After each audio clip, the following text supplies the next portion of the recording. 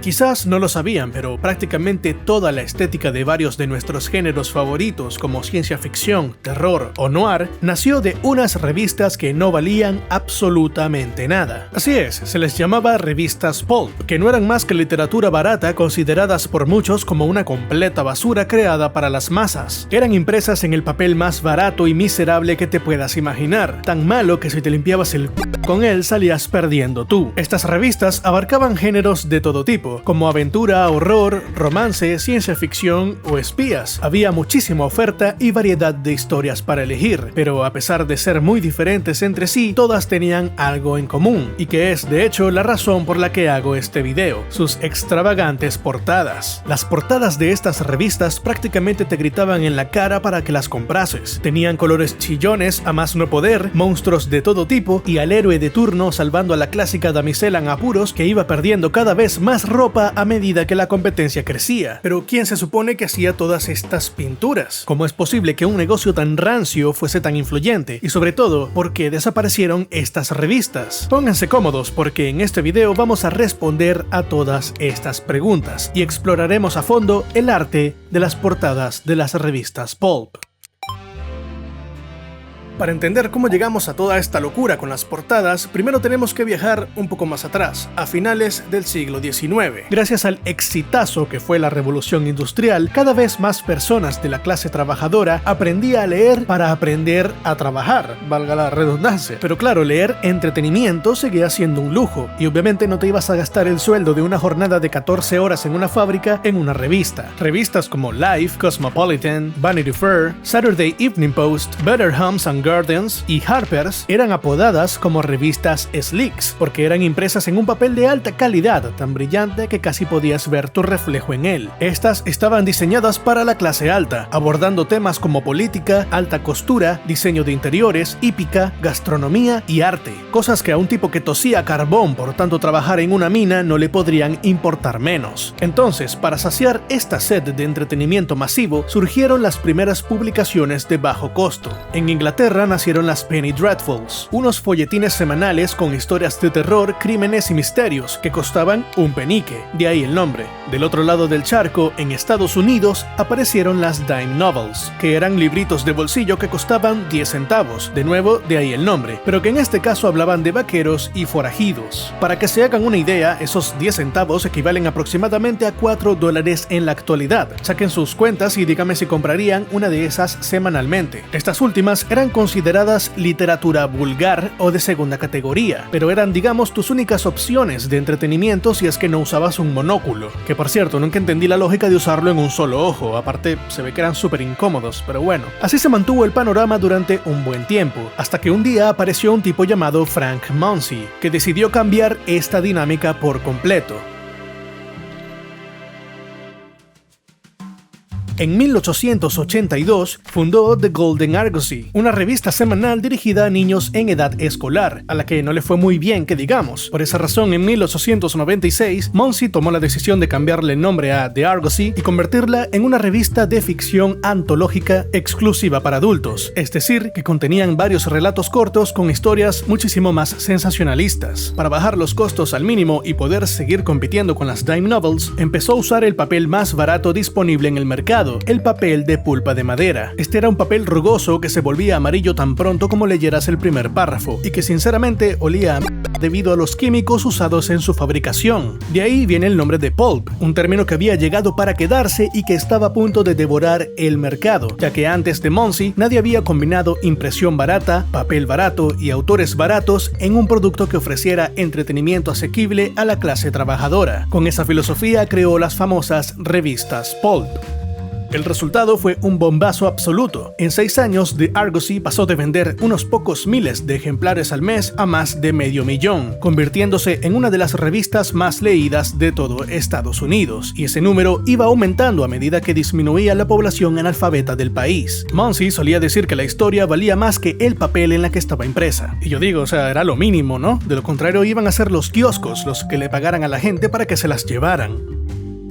La competencia no tardó en llegar. Al darse cuenta de que el modelo de Muncie era una auténtica mina de oro, otras editoriales inundaron los kioscos con sus propias publicaciones. Gigantes de la época como Street and Smith, Popular Publications, Fiction House, Standard Magazines, Clayton Magazines y Rodale Publishing Corporation entraron agresivamente al juego. Pero claro, con cientos de opciones compitiendo en el mismo mostrador, ¿cómo logras que el lector con solo 10 centavos en el bolsillo elija tu revista? Exacto, con la portada. Las editoriales se dieron cuenta de que una portada llena de texto aburrido ya no servía. Necesitaban gritarle al comprador en la cara y atraparlo desde el primer segundo. Y para lograrlo, apostaron por contratar a pintores e ilustradores profesionales que crearan estas espectaculares portadas a todo color, una tendencia que inició la revista The Popular Magazine en 1903. Con el tiempo surgió la brillante idea de crear revistas especializadas por género, y pasamos de tener solo historias de forajidos a historias para todos los gustos imaginables.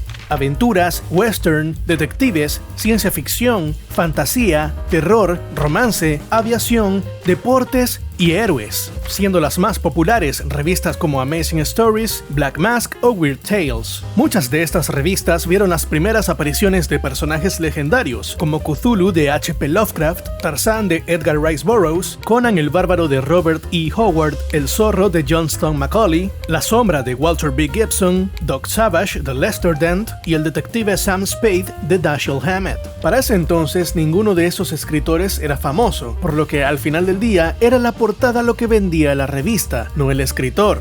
De hecho, en muchas ocasiones, las editoriales compraban primero la pintura, pidiéndole al artista la escena más impactante posible, y luego se la entregaban a un escritor para que escribiera una historia justificando lo que ocurría en ella. Como se podrán imaginar, cada una de estas publicaciones necesitaba una portada nueva cada mes, o incluso cada semana. Con el tiempo, la competencia fue tanta y tan brutal que las historias empezaron a incluir temáticas socialmente inaceptables e inmorales, y las portadas empezaron a contener más imágenes subidas de tono para poder vender. Así nació el subgénero Spicy and Saucy, en donde básicamente empezaron a meterle picante a todo. Salió el Spicy Adventure, Spicy Mystery, Spicy Detective, Spicy Western y, como no, Spicy Spicy. En estos casos, el lienzo era ocupado por las clásicas damiselas en apuros con vestidos rasgados, o si no, por femme fatales y chicas pin-up posando en medio de la portada. Para no entrar en detalles, digamos que a nivel general, muchas de estas obras ni siquiera saldrían a la luz por ser extremadamente ofensivas bajo los estándares actuales. Sin embargo, recordemos que tanto las portadas como las historias se creaban bajo el filtro cultural y social de hace 100 años, y para ese entonces todas estas cosas se consideraban a lo sumo como herramientas de marketing algo sucias, sí, pero infalibles. Y vaya que funcionó, porque durante las décadas de los 10, 20 y 30, las revistas pulp se consolidaron como los reyes absolutos del entretenimiento estadounidense, y lo que en primera instancia fue pensado para un público de estratos bajos fue traspasando barreras sociales hasta llegar al punto en que todos, hombres y mujeres, de jóvenes a ancianos, leían estas historias, muchos de ellos a escondidas, por supuesto. Si nos sumergimos un poco más y nos ponemos a analizar estas pinturas más a detalle, notaremos de inmediato que la gran mayoría se parecen. Esto es así porque prácticamente ese era el estándar publicitario de la época en Estados Unidos. A esta estética se le conoce como American Kitsch y envuelve prácticamente todo el arte comercial de Estados Unidos de la primera mitad del siglo XX. Este estilo de imágenes fueron popularizadas por las revistas Slicks que mencioné antes y buscaban retratar escenas idílicas de la vida suburbana, vendiendo una versión idealizada y algo ingenua del sueño americano. Aunque en su momento esto era el equivalente a ver fotografías stock, hoy en día lo vemos como un arte más que digno. En la actualidad, el American Kitsch se utiliza mucho en obras retrofuturistas para, entre otras cosas, evocar cierta nostalgia por tiempos mejores, como vemos en Fallout o BioShock. Pero a diferencia del arte de las sofisticadas Slicks, la ilustración pulp caía mucho más bajo. Eran imágenes pensadas para el consumo rápido, así que prácticamente lo que estamos viendo es la estética del exceso y de la inmediatez de aquel momento. Para plasmar todas esas historias en las portadas, la mayoría de los artistas trabajaban con óleo sobre lienzo, aunque no de la manera tradicional. Las ilustraciones se debían hacer sabiendo de antemano que serían intervenidas por las imprentas, y aunque las portadas se imprimían en un papel ligeramente superior al de la espantosa pulpa del interior, el proceso de impresión seguía siendo bastante rústico, por lo que con el tiempo, la baja calidad de los materiales apagaba los colores hasta dejarlos grisáceos. Para contrarrestarlo, las editoriales le exigían a los artistas pintar con colores absurdamente saturados, calculando que el papel absorbería el exceso hasta dejar el tono exacto que ellos querían. A nivel estético, la iluminación solía tener contrastes extremos entre luces y sombra, para generar volumen, profundidad y dramatismo. La composición, por su parte, buscaba una narrativa inmediata. El lector debía descifrar inmediatamente quién era el héroe, quién el villano, dónde se encontraban y, sobre todo, por qué valía la pena pagar para descubrir el final. Por lo que la portada requería tener mucha acción, mucho movimiento. Para lograr ese dinamismo, en lugar de usar figuras rectas y centradas, se recurría casi por completo al uso de estructuras piramidales o líneas diagonales muy marcadas. Si prestamos atención, notaremos que en estas portadas absolutamente todo se inclinaba, todo parecía estar a punto de colapsar, caerse o explotar. Este tipo de composiciones en plano holandés buscaban maximizar el dinamismo dentro de un formato que ya de por sí era bastante cuadrado. De este modo se sembraba en el espectador una sensación de urgencia y una necesidad de resolución difícil de ignorar, como cuando vemos un cuadro torcido y nos surge la extraña necesidad de tener que arreglarlo. Los personajes aparecían frente a un fondo completamente plano o simplificado que permitiera apreciar su silueta con facilidad, y que además dejara espacio para colocar el logo, que casi siempre estaba diseñado con fuentes pesadas y bordes de alto contraste o con sombras planas que daban un pequeño efecto tridimensional. Este ocupaba un 20 o 25% de la parte superior de la página, pensado para que, aunque las revistas se apilaran escalonadas en un kiosco, el título fuera completamente legible. En resumen, que estas portadas no se crearon para ser apreciadas ni analizadas, sino para prometer emociones fuertes y temas prohibidos. Ahora bien, si su finalidad era puramente comercial, ¿qué es lo que las hace tan importantes hoy en día? Pues míralo de este modo. Si te digo que pienses en una pistola de rayos láser, ¿qué te imaginas? Seguramente algo como esto. De hecho, todos podemos estar de acuerdo en que este es el diseño estándar. Sin embargo, en los años 1900, absolutamente nadie sabía qué forma tenía una pistola de rayos láser. Nadie había estandarizado el aspecto de un traje espacial, ni la arquitectura de una ciudad del año 3000. Sencillamente no existía un referente real. Fueron los ilustradores los que tuvieron la tarea de darle forma a todas estas cosas que solo existían en la mente de los escritores. Y claro, al ser estas revistas leídas por millones de personas durante décadas, inevitablemente sus portadas se convirtieron, sin planificarlo, en los manuales de identidad visual de todos y cada uno de los géneros de ficción que consumimos en la actualidad.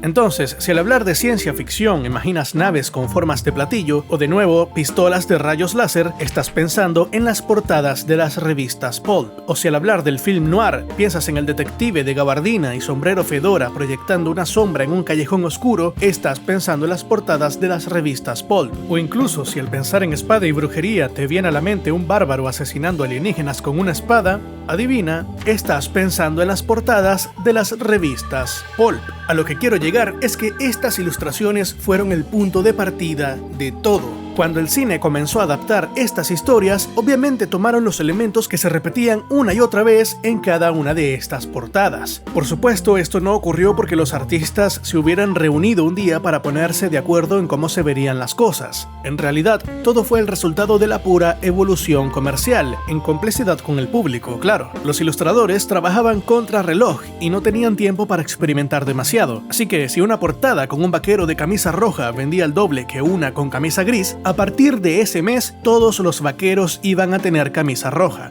Punto. Obviamente no tan literal, pero ustedes entienden. Lo que terminó definiendo los tropos visuales que hoy vemos en nuestros géneros favoritos. Y se estarán preguntando, ¿quién se supone que hacía todas estas pinturas? Pues un montón de gente. De hecho, me sorprende la cantidad de artistas que contribuyeron a esta industria. Definitivamente fue una época muy buena para ser ilustrador, porque había bastante trabajo. Eso sí, de toda esta marea de ilustradores, surgieron varios nombres que ganaron cierta relevancia. Entre ellos encontramos a Norman Saunders, Frank R. Paul, Margaret Brundage, Walter M. Baumhofer, J.W. Scott, H.J. Ward, Tom Lovell, Earl K. Berge, Rafael de Soto, William Roswick, Harry Parkhurst, Rudolf Belarski, Rudolf Serm, John Newton Howitt, Gloria Stolhern y los hermanos Jerome y George Rosen. Y esto es solo la punta del iceberg. Estoy dejando por fuera a decenas de ilustradores que encontraron en las revistas pulp una forma de ganarse la vida. Además, el arte no terminaba en la portada. Muchos de ellos debían dominar o dedicarse exclusivamente a técnicas de pluma y tinta, ya que muchas de las revistas incluían viñetas interiores que acompañaban las historias en los momentos más importantes. Para quienes deseen profundizar en la trayectoria de estos artistas, les recomiendo visitar la página web de Pulp Artist, un sitio que recopila el trabajo de cientos de ellos.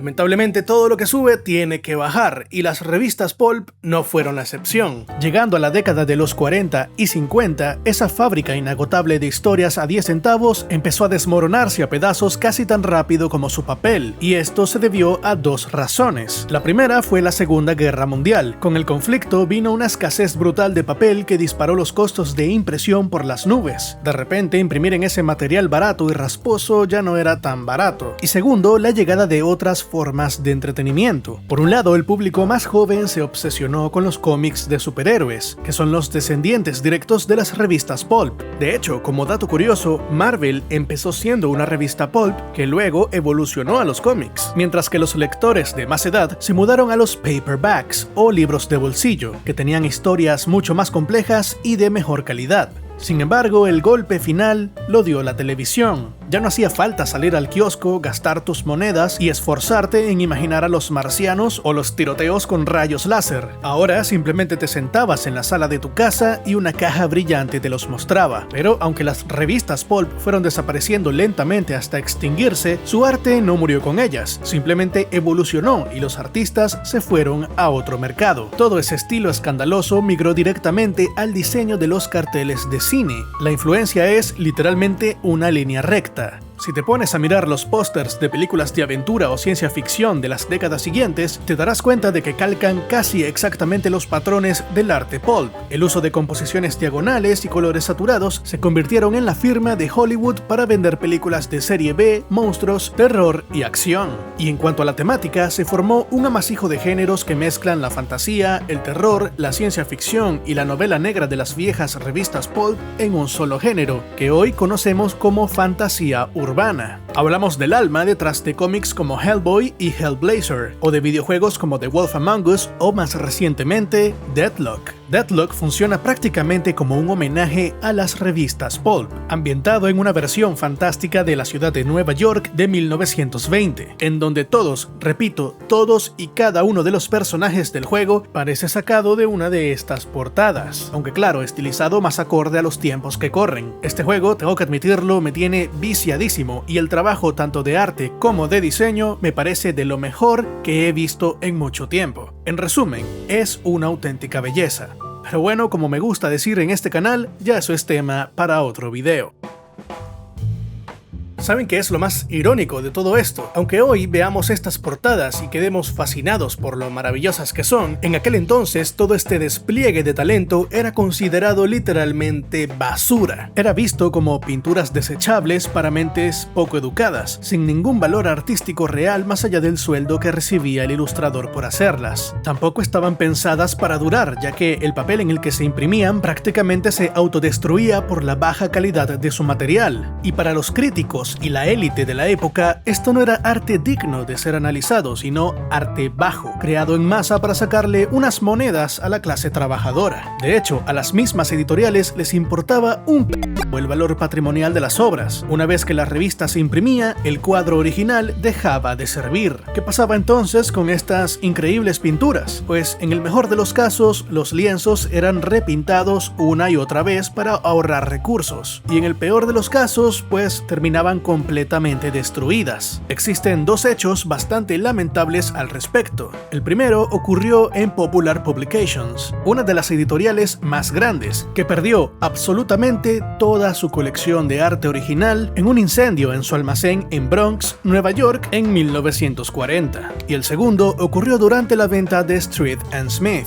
Cuando Condé Nast Publications compró la empresa en 1959, heredó cientos de estas pinturas originales, las cuales consideraban un estorbo porque ocupaban demasiado espacio en sus oficinas. Para deshacerse de ellas, primero intentaron contactar con varios de los artistas para ofrecerles que recuperaran sus lienzos, pero la gran mayoría se negó o no mostró interés. Luego trataron de subastarlas, pero nadie ofreció un solo centavo por ninguna obra. Como nadie pujó, la empresa intentó regalárselas a sus propios empleados, y estos tampoco las quisieron. Decían que eran demasiado vulgares o violentas como para colgarlas en las salas de sus casas, lo cual, seamos honestos, es completamente cierto. Así que todas las pinturas, sin excepción, fueron arrojadas a la basura. A los días, el Departamento de Sanidad de Nueva York recogió los lienzos y los llevó a un vertedero en Staten Island, donde fueron quemadas o destruidas. Pero bueno, esta historia tiene un final relativamente feliz. Hoy en día los coleccionistas por fin le están dando a estos ilustradores el respeto y el valor que siempre merecieron, aunque sea a través de la escasez. Para que se hagan una idea, se calcula que se crearon más de 50.000 pinturas originales durante la era dorada de las revistas pulp, pero hoy sobreviven menos de 1.000. Esto significa que más del 98% de todo el arte pulp fue destruido, y es precisamente lo que hace que estas pinturas e incluso las copias de las revistas hoy estén valoradas en cientos de miles de dólares. Por ejemplo, esta pintura fue realizada por Clinton Petty para la edición de octubre de 1912 de la revista The All Story, y es nada más y nada menos que la primera imagen de Tarzán en la historia de cualquier medio. El lienzo original que muestra al icónico personaje de Edgar Rice Burroughs luchando con un león probablemente fue destruido. Sin embargo, los ejemplares de la revista que llegaron a los kioscos todavía existen y son extremadamente escasos. Los historiadores calculan que quedan menos de 20 copias intactas en todo el mundo. Un ejemplar aparentemente en buen estado de este número se vendió en 2024 en una subasta por $264.000, siendo este el precio más alto jamás pagado por una revista pulp, al menos hasta la fecha. Y aunque el concepto de pulp nació en Estados Unidos, el formato tuvo una segunda vida entre 1960 y 1970, al popularizarse en varios países alrededor del mundo. Alemania, por ejemplo, se convirtió en el gigante del pulp europeo, inundando los kioscos con traducciones y sobre todo con un catálogo de material propio al que llamaban Heftromanen o algo así. México, por otro lado, tuvo una industria editorial bastante extensa, también en los 60 y 70, que combinaba el formato pulp con el de las fotonovelas. Obviamente, cada país lo hizo adaptando las historias y portadas a sus propios contextos culturales. Sin embargo, no fue un mercado tan masivo y longevo como el de Estados Unidos. Si desean profundizar un poco más en todo este mundo de las portadas pulp, actualmente tienen muchas opciones. Existen libros que recopilan cientos de estas portadas en un solo lugar, como lo son The Art of the Pulps y The Art of Pulp Fiction de Ed Halls, The Art of Pulp Horror de Stephen Jones, Art of Imagination de Frank Robinson y Ray Guns and Rocket Ships de Ryan Hughes. Pero en fin, es impresionante, cuanto menos, que un formato tan efímero y barato como lo fueron las revistas pulp, diseñadas literalmente para terminar en la basura, lograran definir el ADN de prácticamente todo lo que vemos en muchas de nuestras franquicias favoritas. La próxima vez que te quedes mirando el póster de una película, el diseño de un videojuego o incluso una miniatura en tu pantalla, recuerda que esa chispa se encendió hace casi 100 años en una revista que competía por un poco de atención y que fue obra de cientos de artistas que pasaron sin pena ni gloria, pero que dejaron un legado que hoy en día no tiene precio, aunque en su momento solo costara 10 centavos. Si te gustó este video, de seguro te interesa saber sobre otro estilo de ilustración editorial, el famoso estilo de ¿Dónde está Wally?, que por cierto se llama Vimmelvid y tiene mucha más historia de la que probablemente te imaginas. Justo tengo un video hablando más a detalle de este tema, te lo recomiendo, es el que tienes en pantalla. Muchas gracias a los miembros de Patreon por todo el apoyo y a ti por llegar hasta aquí. Les mando un gran abrazo y sin más que añadir, nos vemos en el siguiente video.